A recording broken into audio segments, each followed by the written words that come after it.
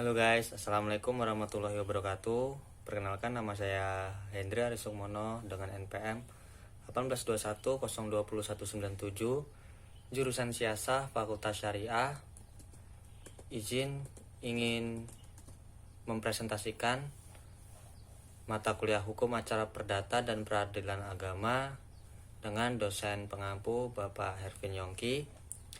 Di sini saya ingin membacakan tentang pengertian eksekusi.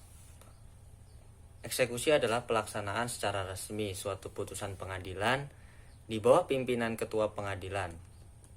Putusan pengadilan dipaksakan kepada pihak yang dikalahkan. Karena ia tidak melaksanakan putusan dengan sukarela, eksekusi memuat aturan dan tata cara lanjutan dari proses pemeriksaan perkara. Eksekusi merupakan bagian yang sangat penting dalam hukum acara, karena penggugat hukum hanya mengharapkan putusan pengadilan dan memenangkan atau menguntungkan. Tetapi ia juga mengharapkan putusan tersebut dapat dilaksanakan. Apabila putusan tersebut tidak dapat dilaksanakan, maka kemenangan penggugat dirasakan sia-sia. Dasar hukumnya adalah dalam hukum acara perdata, dasar hukum eksekusi atau pelaksanaan putusan pengadilan diatur dalam yang pertama, pasal 206 sampai dengan pasal 258 RBG. Yang kedua, pasal 1033 RV.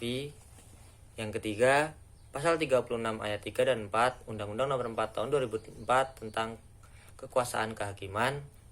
Yang keempat, berbagai peraturan perundang-undangan yang substansinya lebih bersifat khusus, seperti eksekusi hak tanggungan Undang-Undang Nomor 4 Tahun 1996, eksekusi fidusia Undang-Undang Nomor 42 Tahun 1999. Baik HIR maupun RBG secara rinci memuat ketentuan-ketentuan yang berkaitan dengan pelaksanaan putusan eksekusi. Dari awal mulainya proses eksekusi sampai berakhirnya eksekusi, yaitu sampai terpenuhnya isi putusan pengadilan. Dalam pasal 195 sampai pasal 224 HIR telah diatur ketentuan tentang yang pertama, peringatan atau teguran. Yang kedua, sikta eksekusi. Yang ketiga, pemenuhan prestasi, pengosongan objek sengketa, penyerahan objek sengketa, pelanggaran, pembayaran. Yang keempat yaitu penyanderaan.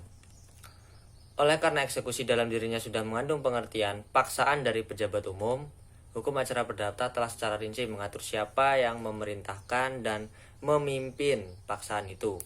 Bagaimana caranya paksaan itu dilakukan sehingga isi putusan itu dapat direalisir. Adapun asas-asas eksekusi. Ada 4 asas penting dalam hukum acara perdata. Yang pertama, menjalankan putusan yang telah berkekuatan hukum tetap. Yang kedua, putusan tidak dijalankan secara sukarela.